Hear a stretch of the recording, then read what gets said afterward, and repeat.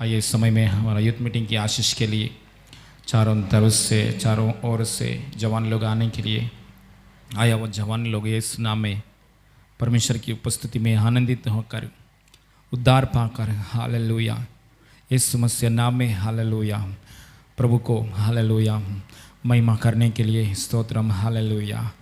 स्वर्गीय पिता धन्यवाद परमेश्वर, प्रभु यीशु मसीह नाम में आपकी उपस्थिति के लिए धन्यवाद पिता। अनुग्रहकारी सर्वशक्तिमान ईश्वर एल शदाई परमेश्वर, इस नाम में हमारे बीच में आया परमेश्वर। ओ हालेलुया, मृदों में से यीशु मसीह को उठाया परमेश्वर। प्रभु यीशु नाम में आपकी उपस्थिति के लिए धन्यवाद पिता। यहोवा शम्मा, यहोवा निस्सी, यहोवा शालोम, प्रभु यीशु नाम में हम स्तुति करते पापा, धन्यवाद करते पापा। आज का यूथ मीटिंग प्रभु यीशु नाम में आपके हाथ में हम सौंप रहा हूं प्रभु। आपके ओर से आया हुआ बातों के लिए धन्यवाद, आपकी उपस्थिति के लिए धन्यवाद। चारों तरफ से जवान लोगों को प्रभु यीशु नाम में लेकर आ रहा है पापा, धन्यवाद। आत्मा और सच्चाई में आपको आराधना होने के लिए सहायता की, शुरुआत से लेकर अंत तक आपकी उपस्थिति के लिए धन्यवाद। कामों के लिए धन्यवाद, वचन में हालेलुया, आराधना में, सभी बातों में स्वर्गीय पिता यीशु नाम में आपको महिमा मिले हालेलुया। स्तोत्रम स्तोत्रम स्तोत्रम। आपकी आत्मा की वश में उसका मीटिंग लिया पापा, धन्यवाद प्रभु यीशु नाम में, धन्यवाद पिता। शैतानी कामों को नष्ट हो जाए इन जीसस नेम। आज का मीटिंग के सामने पोराट कर रहा है हर प्रकार के शैतान की काम, शैतान की कार्य अधिकारी यीशु मसीह नाम में नष्ट किया पापा, धन्यवाद हालेलुया। सारी महिमा आपको देते प्रभु, यीशु मसीह नाम में मांगते पिता परमेश्वर, आमीन आमीन।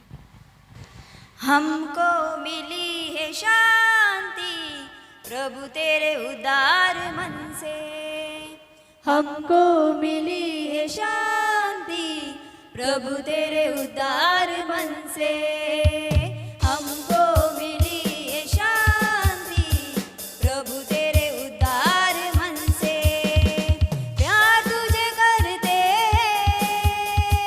हम अपने जीवन भर में, प्यार तुझे करते हम अपने जीवन भर में।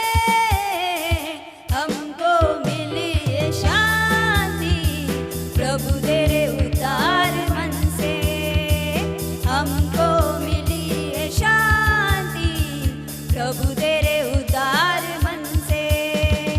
सुनकर तेरा नाम हम करते हैं प्रणाम, सुनकर तेरा नाम हम करते हैं प्रणाम।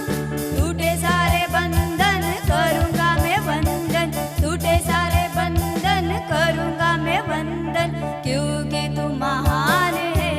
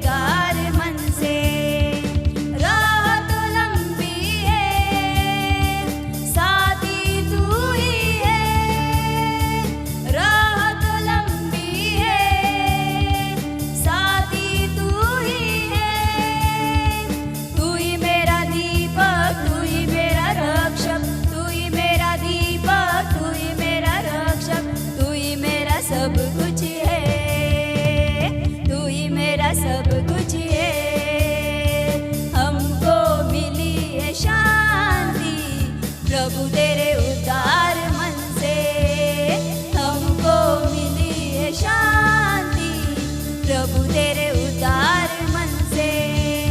प्यार तुझे करते हैं हम अपने जीवन भर में, प्यार तुझे करते हैं हम अपने जीवन भर में, हमको मिली है शांति प्रभु तेरे उदार मन से, हमको मिली है शांति तेरे उदार मन से।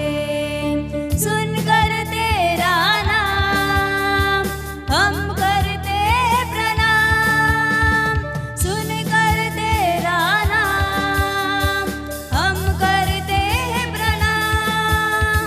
टूटे सारे बंधन करूँगा मैं वंदन, टूटे सारे बंधन करूँगा मैं वंदन, क्योंकि तू महान है, क्योंकि तू महान है। हमको मिली है शांति प्रभु तेरे उदार मन से, हमको मिली है शांति प्रभु तेरे उदार मन से, हमको मिली है शांति प्रभु तेरे उदार मन से। खून बहाया है, पापों को धोया है, खून बहाया है, पापों को धोया है। तू ही मेरा दाता, तू ही मेरा दाता, तू ही मेरा दाता, तू ही मेरा दाता, तू ही मेरा सब कुछ है, तू ही मेरा सब कुछ है।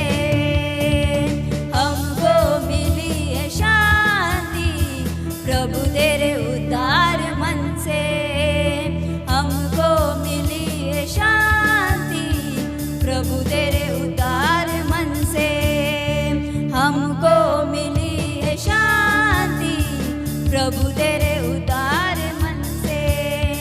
राह तो लंबी है, साथी तू ही है, राह तो लंबी है, साथी तू ही है। तू ही मेरा दीपक, तू ही मेरा रक्षक, तू ही मेरा दीपक, तू ही मेरा रक्षक, तू ही मेरा सब कुछ है, तू ही मेरा सब कुछ है। हमको मिली है शांति प्रभु तेरे उदार मन से, हमको मिली है शांति प्रभु तेरे उदार मन से। प्यार तुझे करते हैं हम अपने जीवन भर में, प्यार तुझे करते हैं हम अपने जीवन भर में, हमको मिली है शांति प्रभु तेरे उदार मन से, हमको मिली है शांति प्रभु तेरे उदार मन से, हमको मिली है शांति प्रभु तेरे उदार मन से। धन्यवाद करती हूँ प्रभु, इस पापा इस समय प्रभु हम जवानों के लिए प्रभु आपने दिया है प्रभु, धन्यवाद करते पापा। आज जितने जवान प्रभु आपके उपस्थिति में आए प्रभु, इस पापा में धन्यवाद करते हैं प्रभु। इस पापा आपके उपस्थिति में हमें आने के लिए आपने मौका दिया, इसके लिए कोटि कोटि धन्यवाद। वैसे प्रभु चारों ओर से जवान लोग आने के लिए प्रभु तो अद्भुत कार्य को कर प्रभु। इस पापा चारों ओर से जवान लोग आए प्रभु। आज दिन जो भी नरक के रास्ते में चल रहा है प्रभु, पाप के दलदल में फंस रहा है प्रभु, शैतान के हाथों में प्रभु, हर एक जवान को प्रभु तू छुटकारा दे प्रभु, हर एक जवान को प्रभु इस पापा आपके मार्ग पर चलने के लिए प्रभु तू लेकर आ प्रभु, पाप के दलदल में से छुटकारा मिलने के लिए प्रभु उनकी सहायता कर पापा।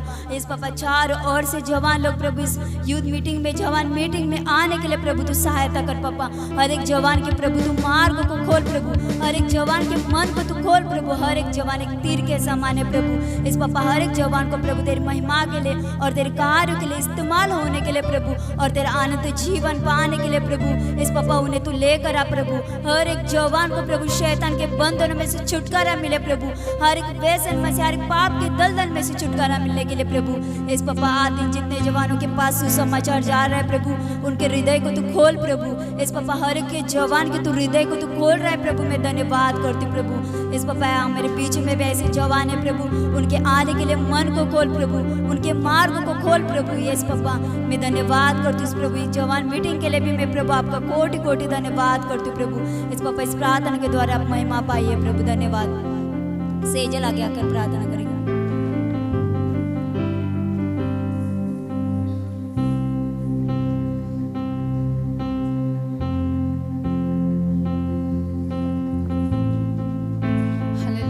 पिता परमेश्वर, आपकी उपस्थिति के लिए कोटि कोटि धन्यवाद पिता परमेश्वर। अब्बा पिता मुझे यहाँ खड़ा किया प्रभु, उसके लिए कोटि कोटि धन्यवाद देती हूँ प्रभु यीशु। प्रभु अब्बा पिता प्रभु यीशु हालेलुया प्रभु, टीम को इस्तेमाल किया प्रभु, देवरा टीम को प्रभु तूने आराधना में इस्तेमाल किया, उसके लिए कोटि कोटि धन्यवाद प्रभु। जितने प्रभु हम सब आए पिता परमेश्वर, हमको लेके आए उसके लिए मैं कोटि कोटि धन्यवाद करती हूँ पिता परमेश्वर। तेरा वचन सुनने के लिए प्रभु यीशु अब्बा पिता लेके आए उसके लिए कोटि कोटि धन्यवाद प्रभु। सिस्टर जी को आज दिन आपने खड़ा किया है उसके लिए कोटि कोटि धन्यवाद, कोटि कोटि धन्यवाद पिता परमेश्वर। प्रभु सिस्टर जी को प्रभु यीशु अब्बा पिता प्रभु तू इस्तेमाल कर रहा है, धन्यवाद पिता परमेश्वर। आत्मा से भर दिया है उसके लिए कोटि कोटि धन्यवाद प्रभु। आगे के वचन में, आराधना में पिता परमेश्वर, हर एक चीज में प्रभु यीशु तुझे महिमा मिले प्रभु यीशु। तेरी ओर से आई हुई बातें प्रभु हमें सुनने के लिए प्रभु हमें तैयार कर प्रभु यीशु।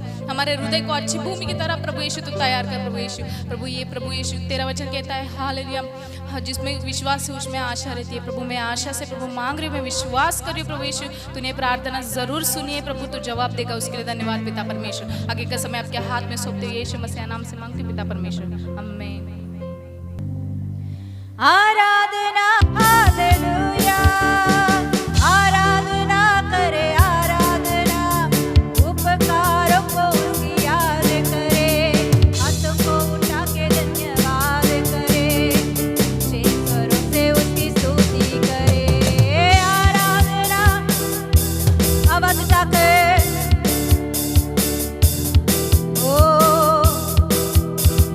वाद करे, शेखरों से उसकी स्तुति करे।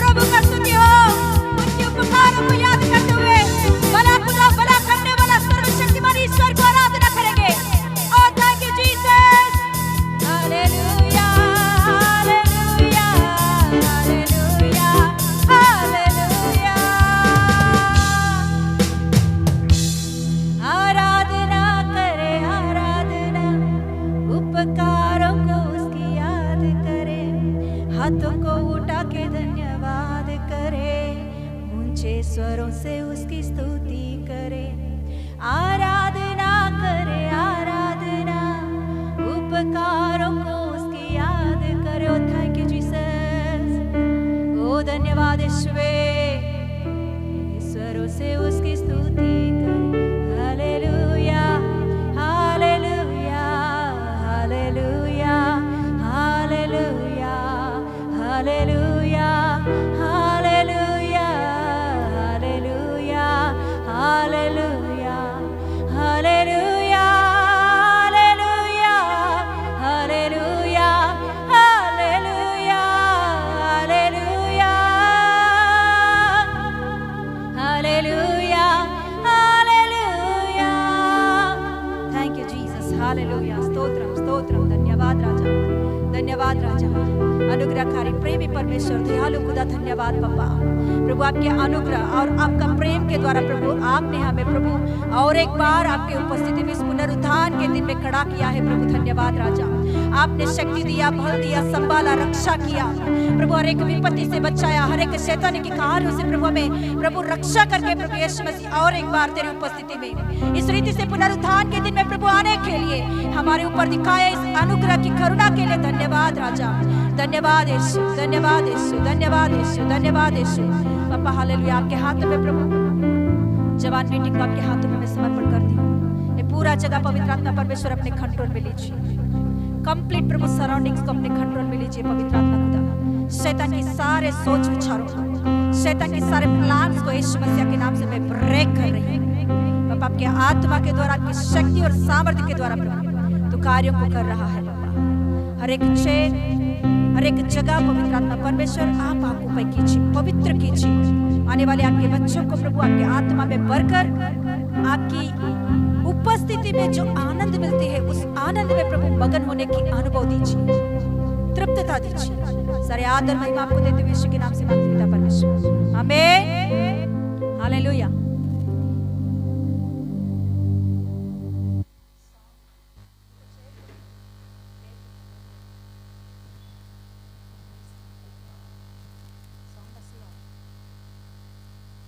Yes, hallelujah. प्रभु का महिमा मिले। आराधना के द्वारा प्रभु ने महिमा पाया, प्रभु को धन्यवाद देते हैं। आइए इस समय में हम वचन में जाएंगे। वचन का 15वां अध्याय, पहला समूएल का 15वां अध्याय 15 का 22 खोलेंगे।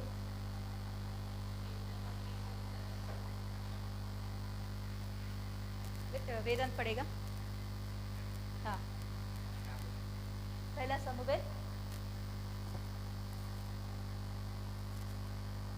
पहला समूएल का किताब उसका 15वां अध्याय का 22 वर्ड।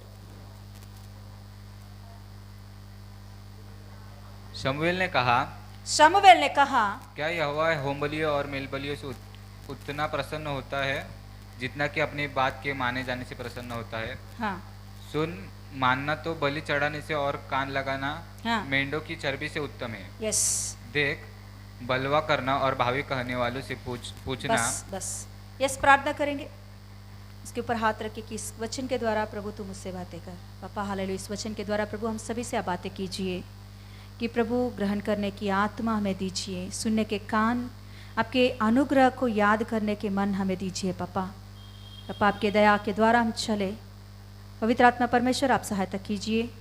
मनुष्य केवल रोटी से नहीं परंतु परमेश्वर के मुख से निकलने वाली हर एक वचन से तृप्त होता है। प्रभु आज दिन आपकी वाणी से तृप्त कीजिए। हम सभी को, जवानों को पवित्र आत्मा परमेश्वर सहायता करे। यीशु के नाम से मांगते पिता परमेश्वर, आमीन। बोलेंगे आवाज उठाकर, आमीन। Yes, hallelujah. हमने गए हफ्ते में सीखे थे, क्या सीखे थे? कोई किसी को भी याद है तो बताइए। हाँ वेदांत, क्या सीखे थे हमने? मगर परमेश्वर ने उसे क्या किया है? राजा बनाया है ना। ओके, ये सारे बातें हम गए हफ्ते में सीखे थे, है ना। तो ये हफ्ता हम लोग साउल के ऊपर परमेश्वर ने कैसे अनुग्रह दिखाया वो गए हफ्ते में हम सीखे थे। किस रीति से प्रभु ने, साउल को मन ही नहीं था साउल को बिल्कुल राजा होने की वो सोच भी नहीं था, वो मन भी नहीं था, वो आशा भी नहीं था, वो विश्वास भी नहीं था, फिर भी परमेश्वर ने क्या किया, उन्हें राजा बनाया है। उसे क्या कहते हैं, कोई बोलिए? हाँ, क्या बोलते हैं उसे? अनुग्रह कहते हैं। अनुग्रह का मतलब क्या होता है? हाँ, यस, जो काबिलता नहीं है उसके अंदर, उस जगह से निकालकर जो काबिलता नहीं है उसमें खड़ा करना, उसे कहते हैं अनुग्रह। मतलब योग्यता नहीं है उस ऐसे आशीषों को पाने के लिए, मगर प्रभु ने ऐसे आशीषों को दिया, इसे कहते हैं अनुग्रह, है ना। ये अनुग्रह को क्लियरली हमको समझना है। तो यीशु मसीह हमारे लिए क्या किया है? लहू बहाया, जान दे दिया। हम काबिल नहीं है उद्धार पाने के लिए, हम काबिल नहीं है कि यीशु मसीह का उस बलिदान को स्वीकारने के लिए, हम काबिल नहीं है कि यीशु मसीह स्वर्ग को छोड़कर हमारे लिए इस धरती पर आकर हमारे जैसे पापों के लिए अपने जान देना। इससे परफेक्ट परफेक्ट परफेक्ट अनुग्रह बोलते हैं। हालेलुया।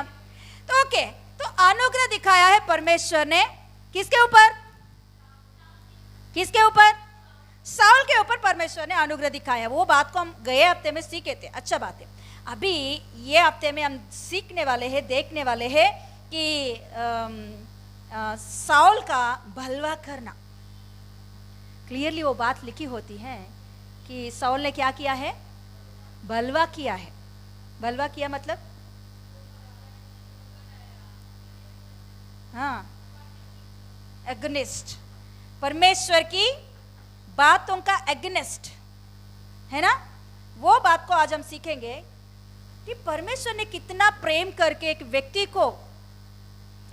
को परमेश्वर ने प्रेम करके एक स्थिति दिया, एक आशीष दिया। उस आशीषों को नहीं संभालेंगे तो वो कितना भयंकर स्थिति होती है। वो बातों को हम साउल के द्वारा, साउल के लाइफ के द्वारा परफेक्ट हम देख सकते हैं। अनुग्रह को हम तुच्छ जानेंगे तो, अनुग्रह को हम नकारेंगे तो, अनुग्रह को हम लोग इनकार करेंगे तो उसका क्या बोलते हैं, अंदाजा, अंजाम, उसका अंजाम कितना भयंकर होती है, वो बातों को हम लोग सीखने के लिए मिलता है। 13 अध्याय से लेकर 15वां अध्याय तक साउल का बलवा करने की बातें लिखी होती है। मैं सब बातों को निकालने के लिए नहीं चाहती हूँ, एक स्टोरी की जैसा बताऊंगी, बीच बीच में आपको जो वचन निकालना है वो वचन में बोलूंगी। ओके, अभी 13 का 1 पढ़ेंगे एक बार। हाँ, पहला शमूएल का 13 का 1। शाऊल 30 वर्ष का होकर, साउल 30 वर्ष का होकर 30 वर्ष का होकर राज्य करने लगा। राज्य करने लगा। हाँ। और उसने इजरायलियों पर 2 वर्ष तक राज्य किया। इजरायलियों पर 2 वर्ष तक 2 वर्ष राज्य किया। कितना वर्ष राज्य किया है? 2 ईयर्स अच्छा से चला उसका राज्य करना। जो बातें हैं वो 2 ईयर्स अच्छा से चला। उसने परमेश्वर का बात माना, परमेश्वर का आज्ञा के अनुसार चला, परमेश्वर से पूछताछ कर हर बातों में आगे बढ़ना, अच्छा भक्ति के साथ, एक अनुग्रह का दृष्टि से, मतलब धन्यवाद के मन से प्रभु के ऊपर दया, उस दया को याद करते हुए अच्छा से। कितना साल बोलिए? 2 साल चला। फिर उसके आगे जो कोई भी शत्रु आ रहा है तो प्रभु क्या कर रहा है? उसको सहायता कर रहा है, उनको जीत मिल रही है। वो जिस युद्ध में जाता है वहां उनको जरूर जीत मिलता ही था। ऐसे परमेश्वर ने उनके, पहले हम देखते हैं उनके, वैसे परमेश्वर ने उनको हर युद्ध में, हर कामों में प्रभु उनको सक्सेस दे रहा है। तो अभी 13वां अध्याय, दूसरा पढ़िए अभी। फिर शाऊल ने, ओके, अभी 2 साल होने के बाद अभी एक बड़ा सा युद्ध उनके सामने आया है। एक बड़ा सा युद्ध आने लगा है। ये फिलिस्तीयंस इनके ऊपर अटैक करने के लिए पूरा तैयारी के साथ आने वाला है, आया नहीं, आने वाला है। ये बात सुनकर वहां की सेना, जितने भी साउल का सेना है, वो लोग इधर उधर तितर बितर हो रहे। तो सामुएल ने एक बात कहा, देखो मैं आने तक तुमने युद्ध में नहीं जाना। कौन बोला ये बात? सामुएल ने बोला, भविष्यवक्ता या परमेश्वर का दास या पास्टर या क्या बोलते हैं, नबी या याजक, परमेश्वर की ओर से एक बात बोला है, साउल जब तक मैं उस जगह पे नहीं आऊंगा तब तक तू युद्ध में नहीं जाना। मैं आकर मैं तेरे लिए प्रार्थना करूंगा। क्या करूंगा बोलिए? मैं आकर तुम्हारे लिए बलि चढ़ाऊंगा और उसके बाद मैं तुम्हारे लिए मैं दुआ करूंगा। परमेश्वर तेरे साथ रहकर तुझे जीत देगा। ये तो जीत देने ही वाला है, मगर मेरे आने तक रुकना और तू क्या करना, आने के बाद मैं प्रार्थना करने के बाद निकलना। क्या बोला? बलिदान किसको चढ़ाना चाहिए? वेदांत बोलो। परमेश्वर को। हाँ, परमेश्वर को ही चढ़ाते हैं, कौन चढ़ाना चाहिए? मेरा क्वेश्चन सही नहीं है, ओके। कौन चढ़ाना चाहिए? वो पास्टर लोग। हाँ। अच्छा, काय दिला पाहिजे? जूना नियम में, नया नियम की बात नहीं है। जूना नियम में बलि कौन चढ़ाते थे? बलि का वो कौन करते थे? प्रीस्ट। कौन करते हैं? पास्टर या याजक। पुराने नियम के अनुसार, ओके। तो ये और कोई नहीं करना चाहिए, राजा को नहीं करना चाहिए और कोई नॉर्मल व्यक्ति को बलि नहीं चढ़ाना चाहिए। केवल याजक खाकर बलि चढ़ाकर उनके लिए प्रार्थना करता है। तो अभी इसने बोला, समूएल ने बोला कि मैं आने तक तुम रुकना, मैं आकर तुम्हारे लिए बलि चढ़ाकर मैं प्रार्थना करूंगा, उसके बाद में तुम जाना। मगर अभी ये क्या हो रहा है? यहाँ पूरा हालत साउल के सामने ऐसा परिस्थिति हो गया है कि युद्ध के लिए मतलब क्या बोलते हैं, शत्रु लोग आने लगे। आ गया नहीं, इससे पहले हम 7वां अध्याय में देखे आ गए है ना। फिर भी प्रभु ने उधर युद्ध करके जीत दिया है। वो भी विश्वास नहीं है, क्या बोलते हैं इसे, बुद्धिहीनता व्यक्ति को वो बात भी याद नहीं है। तो ये पूरा मॉल को देखकर इसने कि अरे युद्ध के लिए शत्रु आने लगा है और बहुत हमारे जो सेना है वो इधर इधर भागने लगे हैं, अभी मुझे कुछ तो करना चाहिए। समूएल कभी आएगा, कभी बलि चढ़ाएगा, कभी प्रार्थना करेगा, ये तो बहुत देर होने वाली बात है। अभी का अभी मैं ही क्या करूंगा, बलि चढ़ाकर मैं ही प्रार्थना करूंगा। ये बहुत गलत की बात है जूना नियम के हिसाब से। हाँ पढ़िए, अभी 8 पढ़िए। वह शमूएल के ठहराए हुए हाँ। अर्थात 7 दिन तक हाँ। बाट जोता रहा। हाँ। परंतु शमूएल गिलगाल में न आया और लोग उसके पास से इधर उधर होने लगे। तब शाऊल ने कहा, होमबलि और मेलबलि हाँ मेरे पास लाओ। मेरे पास लाओ। तब उसने हाँ होमबलि को चढ़ाया। हाँ जो ही वह होमबलि को चढ़ा चुका तो क्या देखता है कि शमूएल आ पहुंचा। क्या हो गया?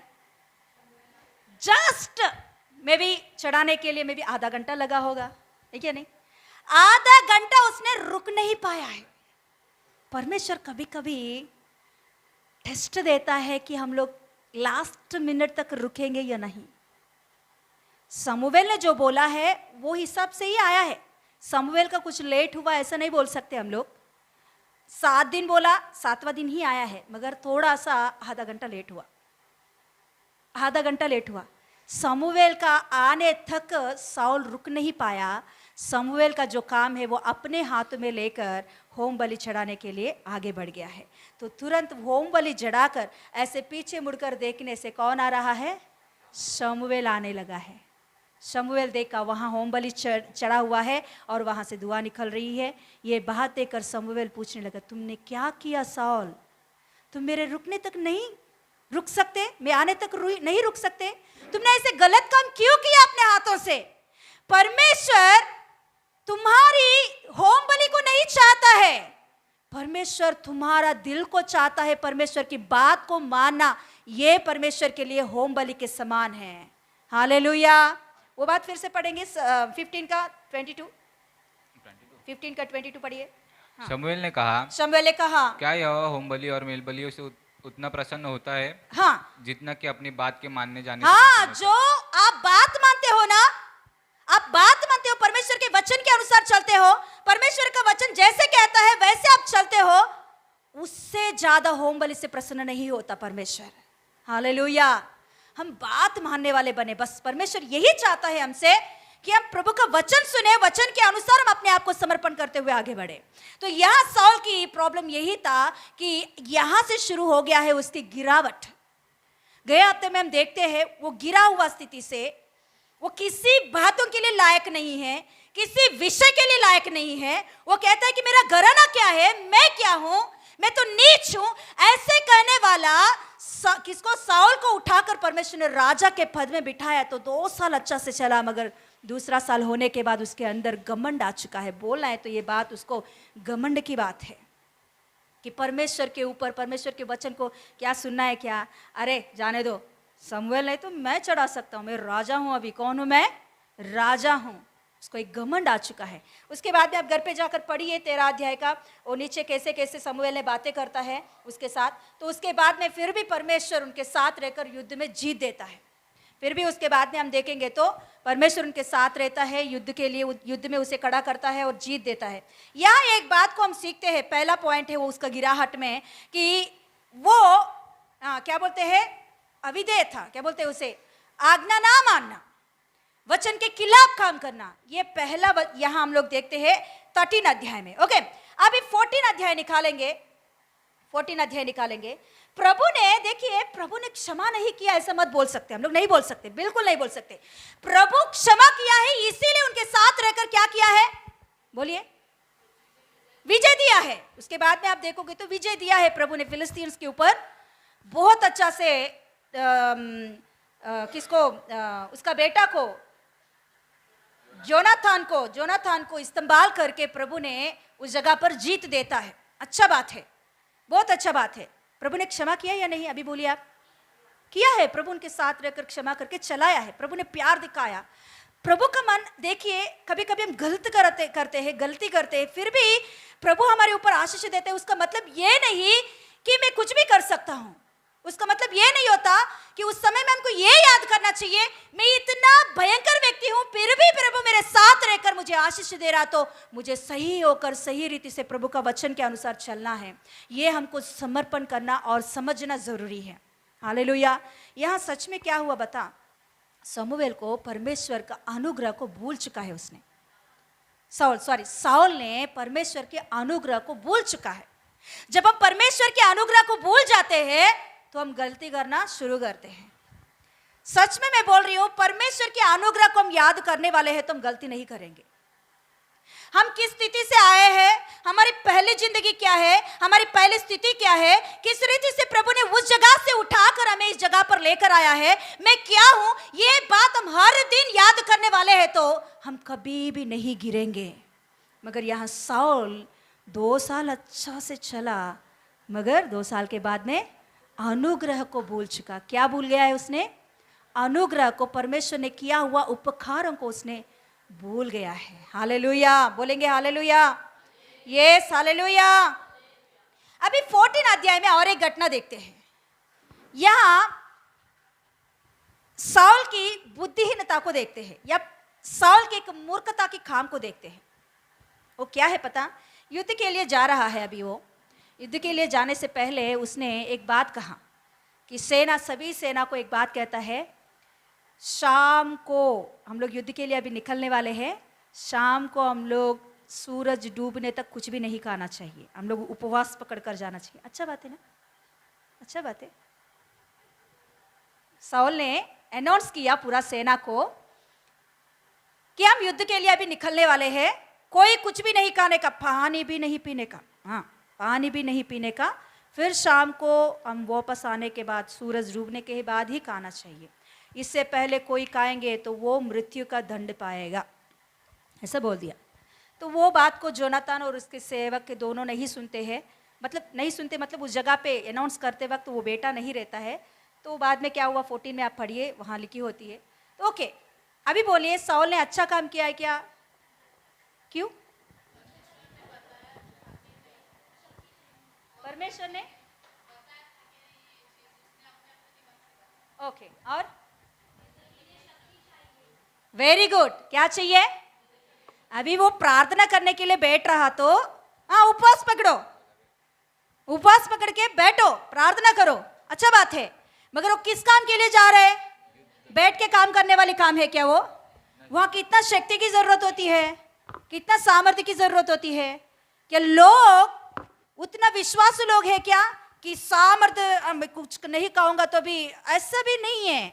युद्ध के लिए जा रहा तो उनको खाना ही जरूरी है, वो प्रभु का बातों का वचन का विरुद्ध है बोलना है। तो उस जमाने में आप कहाँ भी किसी ने भी उपवास किया है तो वो उपवास का वो घटना को एक बार देखोगे तो वो लोग अपना काम का सब कुछ छोड़कर प्रभु की उपस्थिति में बीत कर उपवास करते थे। ये है उपवास। तो फिर हम लोग आज दिन जॉब पे जा रहे हैं ना,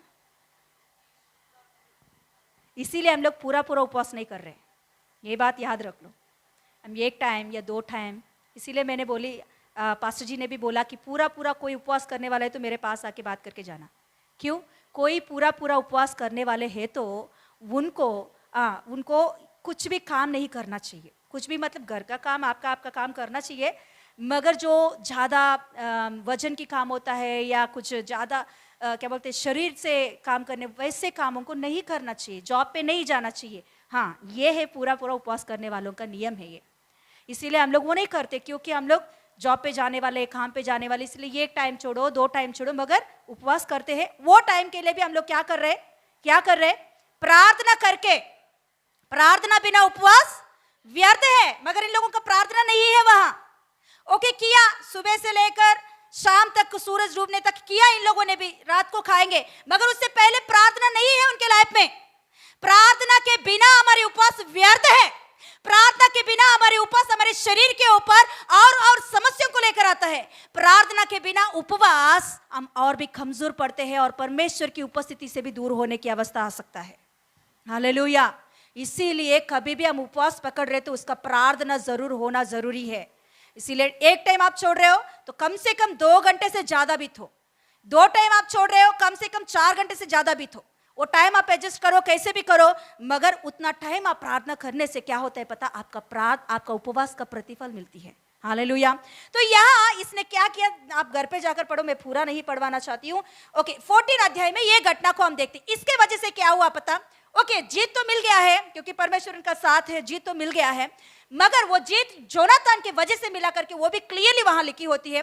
जोनातान के साथ रहकर, जोनातान के विश्वास को देखकर वहां जोनातान एक अच्छा बात कहता है। एक बार वो वचन पढ़ेंगे हम लोग, 14 अध्याय में 6 वर्स पढ़िए। तब जब योनातान ने अपने हथियार हाँ, ढोने वाले हाँ, जवान से कहा, हाँ, हम उन खतना रहित लोगों हाँ, की चौकी के पास जाए, हाँ, क्या जाने यहोवा हमारी सहायता करे, हाँ, क्योंकि यहोवा के लिए कोई रुकावट नहीं। हाँ, यहोवा के लिए कोई रुकावट नहीं है। हाँ, और क्या बोला?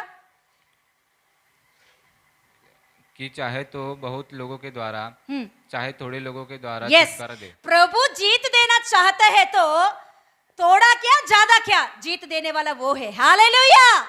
कैसे विश्वास से जोनातान का विश्वास देखिए। हालेलुया। वैसे ही विश्वास के साथ जाता है, जीत वही लेकर आता है। बोला है तो जोनातान की वजह से जीत मिला उनके विश्वास के द्वारा।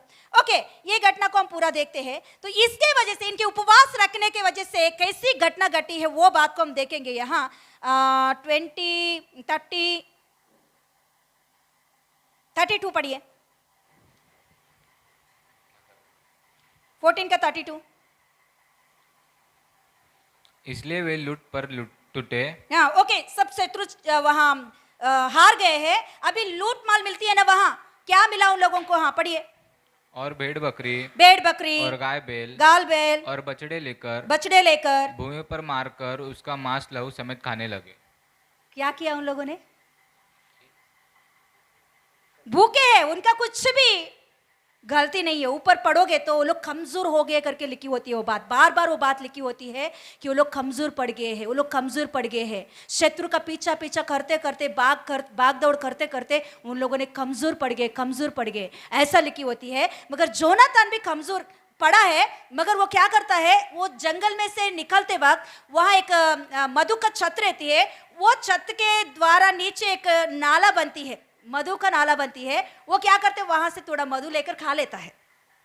क्योंकि उसे पता नहीं है उसका पापा ने क्या बोला है, उसके बारे में कुछ मालूम नहीं था, इसीलिए वो खा लेता है। तो उसके वजह से जोनातान को अच्छा शक्ति मिलती है। वो बात लिखी होती है, उनके आंख के रोशनी से भर चुका है, मतलब शक्ति आ गया उनके, ऐसा लिखी होती है।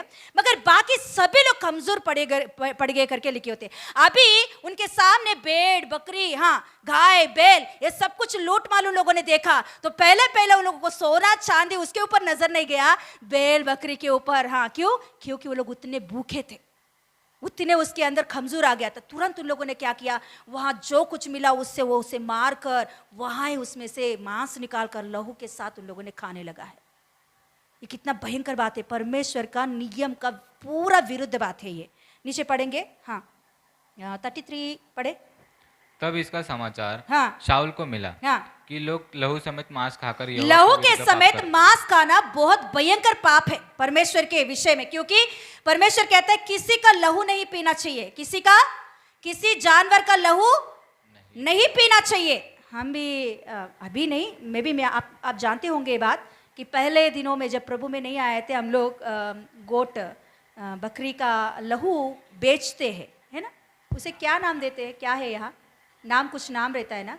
उस लहू को लेकर वो जम जाता है उसे, हाँ रक्ती, हाँ वो खाते हैं ना, खाते हैं, इधर भी है वैसा। हाँ मगर वो नहीं खाना चाहिए हम लोगों को, क्योंकि प्रभु का वचन है कि जानवर का, किसी जानवर का लहू हम लोगों को नहीं लेना चाहिए। मांस खाना चाहिए, वो भी अच्छा से धो के हम लोग खाना चाहिए। लहू को कभी भी नहीं खाना चाहिए, मगर लहू एक ही एक का लहू लेना चाहिए। किसका लहू? यीशु मसीह का लहू। लहू में जीवन रहता है। जिसकी लहू हम पीते हैं उनके अंदर की स्वभाव हमारे अंदर काम करता है। बकरी का लहू पी रहा तो बकरी के जैसे जो चाहे वो खाते रहेंगे। कागज बोलो, कुछ भी बोलो, कचरा बोलो, कुछ भी बोलो। हाँ सुअर का स्वभाव आ जाता है, कीचड़ में जाके पाप में बार बार। यीशु मसीह पवित्र है, हालेलुया। पवित्र यीशु मसीह का लहू पीने के वजह से पवित्र स्वभाव आता है, हालेलुया। इसीलिए यीशु मसीह का लहू पीने के विषय में कभी भी पीछे नहीं हटना, हालेलुया। Yes okay. तो उसके वजह से वहाँ कैसे घटना घटी है वो साउल को समझ में आया। तो फिर उसके बाद में वो कुछ कहता है, हो गया। अभी पहले उसने क्या किया है, उसकी गिरावट के पहले कारण क्या है? आज्ञा नहीं मानना। दूसरा बात क्या है? बुद्धिहीनता या मूर्खता की निर्णय करना, मूर्खता की निर्णय करना। ये सारे बात किसके लिए कर रहा है? ये सारे बात किसके वजह से? अनुग्रह को उसने भूल चुका है, हालेलुया। तीसरा बात हम देखते हैं 15 अध्याय में कि समूएल आता है। समूएल आकर और दूसरा युद्ध के लिए निकल रहा है अभी साउल। तो समूएल आके फिर से कहता है, बेटा तू जा रहा है युद्ध में, अच्छा बात है, तू जा, प्रभु तेरे साथ रहकर जीत जरूर उसमें भी देने वाला है। मगर एक बात याद रखना, जिस देश में तू युद्ध करने के लिए जा रहा है वहां से एक इतना सा डस्ट भी नहीं लेकर आना, डस्ट भी नहीं लेकर आना। उस देश में जितना भी तेरे सामने अच्छे अच्छे चीज मिल रही है फिर भी उसे जलाकर राख करके आना, एक भी वस्तु वहां से नहीं लेकर आना। वो 15 अध्याय में आप पढ़ोगे तो समझ में आएगा। फिर भी साउल ने क्या किया पता? अभी पढ़ेंगे 8 पढ़ेंगे, 15 का 8 पढ़ेंगे, 15 का 8 जल्दी पढ़ो। हाँ। और उनके राजा हाँ। अगाग को तब उनके राजा अगाग को जीवित पकड़ा और उसकी सब प्रजा को तलवार से नष्ट कर डाला। परंतु अगाग पर और अच्छी से अच्छी भेड़ बकरियां, गाय बैल, मोटे पशुओं, मेमनों और जो कुछ अच्छा था उन पर शाऊल ने उसकी प्रजा ने कोमलता की और इन्हें नष्ट न करना चाहा। परंतु जो कुछ अभी क्या हुआ है, परमेश्वर ने कहा वहां से एक वस्तु भी नहीं लाना चाहिए, वो कितना अच्छा भी क्यों ना हो, उसमें से एक वस्तु भी उस देश से नहीं लाना चाहिए। और उस देश के राजा को भी तुझे बचा के नहीं रखना चाहिए, उसे भी मारना चाहिए और वहां की सारे चीजों को नष्ट करके आना चाहिए, क्योंकि वो पूरा श्रापित है, वो पूरा श्राप से भरा हुआ जगह है। उस जगह पे तो युद्ध करने के लिए जा रहा तो पूरा मिटा के ही आना। परमेश्वर हमारे जीवन में ये बात हमेशा कहता है कि पुराने जिंदगी का आपका पाप को पूरा पूरा मिटा दो। पाप के विषय में हमको मृत्यु हुआ व्यक्ति के समान, शव के समान है, हालेलुया। फिर से पाप हमारे जीवन में जो गलतियां, पहले दिनों की गलतियां, पहले दिनों की पाप फिर से वापस आ रहा तो परमेश्वर को बिल्कुल अच्छा नहीं लगता ये बात, हालेलुया। तो यह परमेश्वर ने कहा पूरा मिटा के आना, मगर ये क्या किया? अच्छे अच्छे चीजों को लेकर आता है। तो समूएल फिर से उस जगह पर आता है। तो आने के बाद देखता है कि वहां अच्छा पशु वो देखता है। समूएल कहता है कि तूने क्या किया? परमेश्वर का बात को तुम बार बार क्यों ऐसा इनकार कर रहे हो? परमेश्वर ने तुझे ये करने के लिए बोला तो उसका बिल्कुल विरुद्ध की काम कर रहा है। इसके वजह से परमेश्वर ने तुझे क्या किया पता? नकार दिया है। आज से तू क्या नहीं होगा, मतलब परमेश्वर की दृष्टि में अभी से तू राजा नहीं, परमेश्वर की दृष्टि में अभी से, हाँ परमेश्वर ने और दूसरा एक को चुन लिया है। Yes hallelujah. वो बात हम लोग पढ़ते हैं, हाँ इसमें 14 में देखिए, 14 में 13 में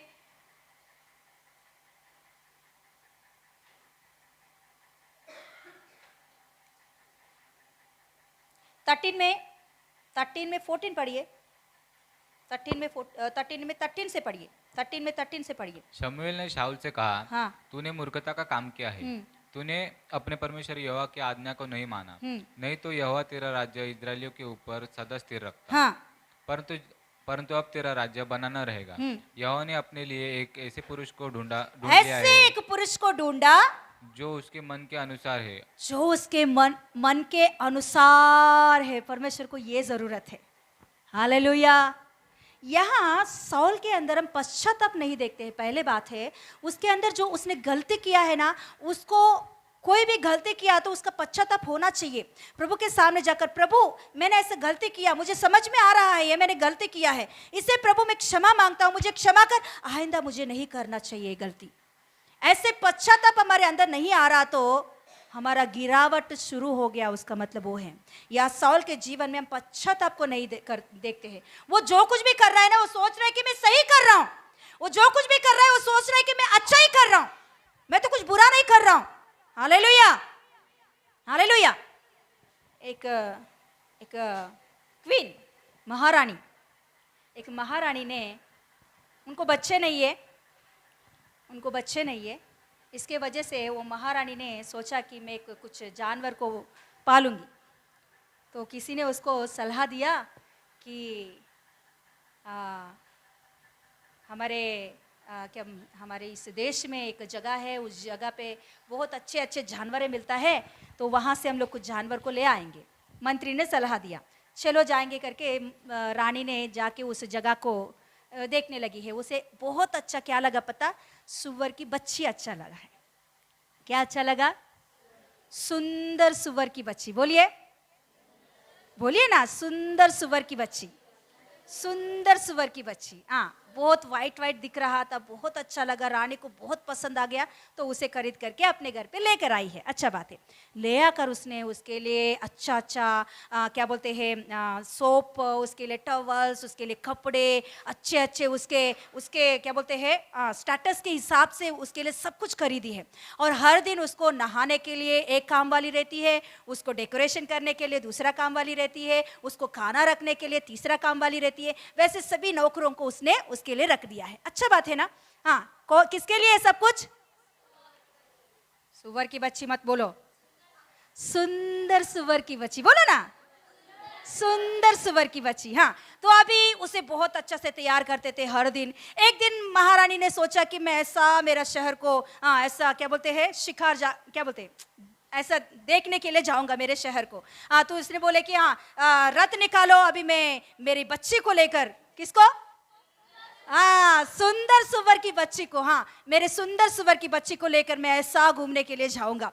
ओके, फिर रथ को निकाला, फिर इसे बहुत अच्छा से तैयार किया, इसको लिपस्टिक लगाया, इसको अच्छा कपड़ा पहनाया, इसको इधर का थोड़ा बाल को यहाँ क्लिप लगाया, यहाँ का बाल को यहाँ क्लिप लगाया, अच्छा से रेडी करके उसे महारानी ने अपने रथ में अपने गोद में बिठाकर ले जा रही है।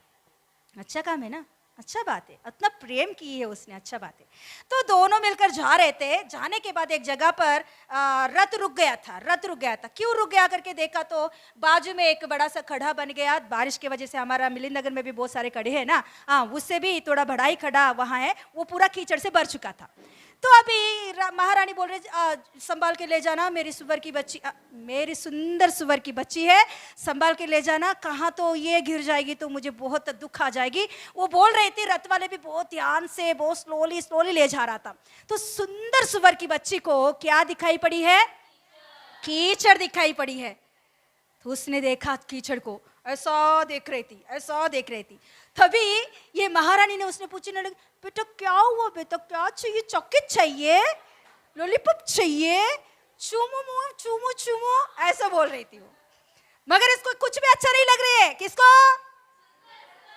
सुंदर सुअर की बच्ची को ये सब कुछ अच्छा नहीं लग रही है। उसको क्या अच्छा लग रही है? कीचड़ अच्छा लग रही है। तो वैसा देख रही है, इसकी ओर देख रही है, इसकी ओर मुझे इतने अच्छा जगह से इसने ले आकर ये महल में बिठाई, एसी रूम में बिठाई, मुझे लिपस्टिक डाली, मुझे इतना अच्छा कपड़ा पहना दी, छी ये सब कुछ अच्छा नहीं है मेरे लिए, ये अच्छा है। क्या अच्छा है? कीचड़ अच्छा लग रही है।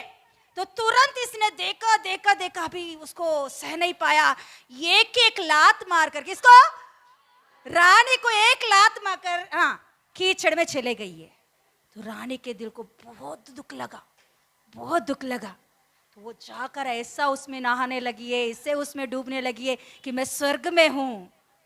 तो महारानी ने बोली चलो निकाल दो, मुझे घर पे लेकर चले जाओ। तो घर पे चले गए। जाते जाते गेट का वॉचमैन से कहने लगी है, वो सुअर की बच्ची आज नहीं तो कल कभी तो कभी उसे पछताएगी। मैं कैसे जगहों से उसको लेकर आए और कैसे जगह पे बिठाई मैंने, तो उसको पछताएगी तो आएगी ज़रूर। तो उसे एक काम करना, हटा दे। क्या कर? इसे हटाते, मेरे ये डोर के अंदर आने मत दे उसे। ऐसा महारानी बोलकर चले गई हैं। फिर उसके बाद में शाम तक किसको समझ में आ गया? किसको? अभी क्या सुंदर कीचड़ में है वो।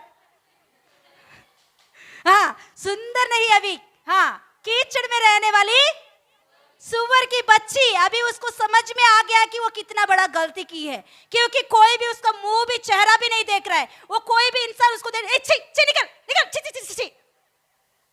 कोई इज्जत देते क्या?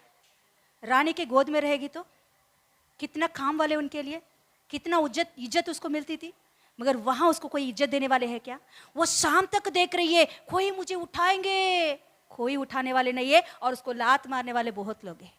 जैसे रानी को लात मारी, वैसे कोई सामने आ रहा तो उसको लात मार के चल निकल ऐसे ऐसे बोलकर जा रहे हैं। हालेलुया। और कोई भी उसे नहीं ले रहे, खाना कोई नहीं दे रहे। अभी उसे समझ में आया कि मैंने कितना बड़ा गलती किया है। वो फिर से वापस आने लगी है। किधर? महल के पास आने लगी है। तो डोर के वॉचमैन को क्या बोल के गई? हकाल दे इसे। वॉचमैन उसे देखते ही उसकी क्या है, उसकी कीचड़, उसकी गंदगी को देखते ही वॉचमैन ने अपने हाथ में जो तलवार है निकालकर उसे काट कर फेंक डाले उसे। सही किया? बोलिए। चुप हो गया आपका मुंह सबका। सही किया, महारानी ने सही किया। वेदांगी ऐसा ऐसा कह रही है और कोई तो ऐसा ऐसा कह रहा है। बोलिए, आप बोलिए, सही किया या गलत किया महारानी? सही किया। निकिता बोलो, आप बोलो। हो, निकिता का दिल पूरा ग्रेस ग्रेस। नहीं, ऐसा नहीं होना चाहिए था, ऐसे नहीं होना चाहिए था। सच में ये अनुग्रह का समय है। इस समय में वैसे नहीं होगा। प्रभु के पास हम टूटे दिल से जा रहा तो प्रभु क्षमा करके लेने ही वाला है। मगर ये एक दिन आने वाला है, प्रभु यीशु मसीह बादलों पर जब आएगा तो उस दिन पश्चाताप करके भी हमारा कुछ भी फायदा नहीं है। उस दिन हम लोग, बाइबल कहती है, हाँ, छाती पीट पीट कर रोएंगे उस दिन, मगर कुछ भी फायदा नहीं है।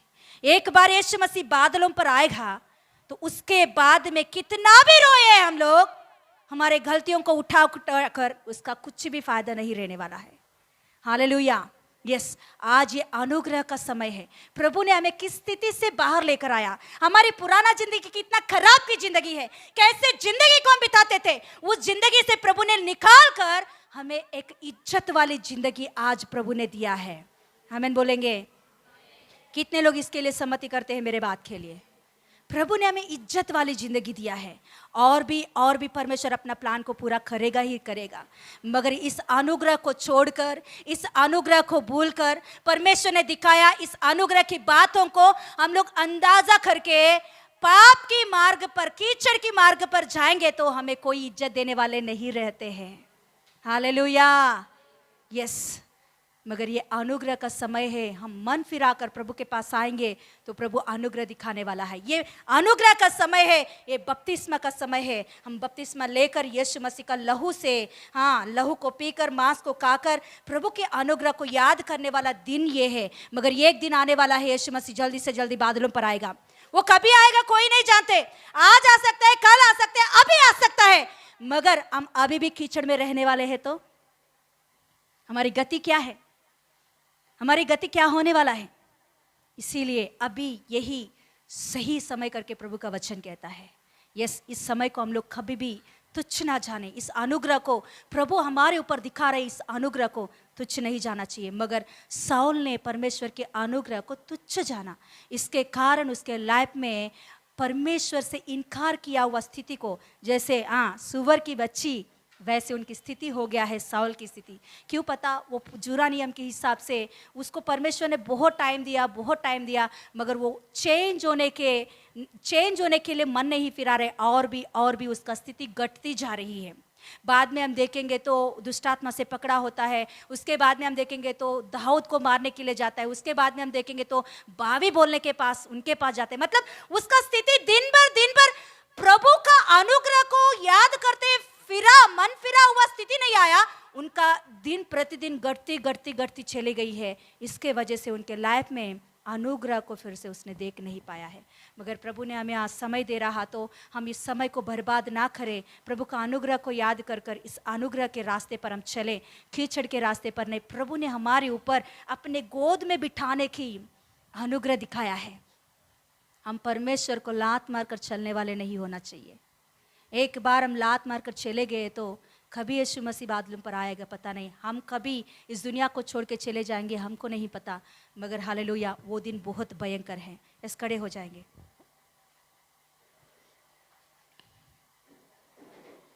खड़े होकर प्रभु ने आज दिन ये वचन आपको सुनाया है तो उसका मतलब है प्रभु आपके ऊपर अनुग्रह दिखा रहा है, और एक मौका और एक समय प्रभु आपको दे रहा है। इसे तुच्छ मत जानो प्लीज, इस समय को तुच्छ मत जानो।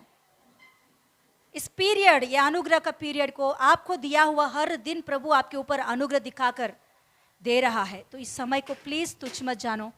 प्रार्थना करें कि प्रभु तूने दिया हुआ इस अनुग्रह के समय में पापा मेरे सारे गलतियों को क्षमा कीजिए, और प्रभु मैं तेरी होकर तेरी इच्छा के अनुसार चलने के लिए सहायता कीजिए। प्रार्थना करेंगे प्रभु मैं जल्दी से, बपतिस्मा आप में से कोई नहीं लिया है तो वो आप प्रार्थना करें कि प्रभु मैं जल्दी से जल्दी बपतिस्मा लूंगा, तेरे अनुग्रह के कामों को मैं करूंगा, तेरे मांस को खाऊंगा और तेरे लहू को पीऊंगा। यस हालेलुया, यस अनुग्रह, इस अनुग्रह की पीरियड को मैं तुच्छ नहीं जानूंगा। यस समर्पण करेंगे। Yes yes yes yes hallelujah hallelujah, yes hallelujah hallelujah. Thank you Jesus. पापा धन्यवाद देती हूँ आज का प्रभु, इस समय में आपके वचन के लिए कोटि कोटि धन्यवाद। आपने हमारे ऊपर अनुग्रह की दृष्टि किया है। साउल के ऊपर अनुग्रह की दृष्टि को उसने भूल गया है पापा। हम हमारे जीवन में पापा 2 साल के लिए नहीं 3 साल के लिए, जिंदगी पर हर वक्त हर समय हर दिन तेरे अनुग्रह को, तेरे दया को, तेरे प्रेम को, तेरे करुणा को, तेरे किया हुआ उपकारों को याद करते हुए एक धन्यवाद के दिल के साथ तेरी उपस्थिति में दीन होकर चलने के लिए सहायता कीजिए पापा। हम कभी भी प्रभु गिरा हुआ उस स्थिति में जो तूने निकाल कर उस कीचड़ से तूने बाहर लेकर आए, उस कीचड़ में हमको फिर से नहीं जाना है पापा। सहायता कर, हमें शक्ति दे पवित्र आत्मा परमेश्वर, हमारी सहायता कर, अनुग्रह दिखा। यस हालेलुया प्रभु दया दिखा। सभी को पवित्र आत्मा परमेश्वर जवानों को आपके हाथों में समर्पण करती हूँ। आपके वचन के अनुसार आगे बढ़ने के लिए सहायता कर। सारे आदर महिमा आपको देते हुए यीशु मसीह के नाम से मांगते पिता परमेश्वर, आमीन आमीन। यीशु रक्तम जयम, यीशु रक्तम जयम, यीशु रक्तम संपूर्ण विजयम। आमीन आमीन आमीन। God bless you, God bless you. Praise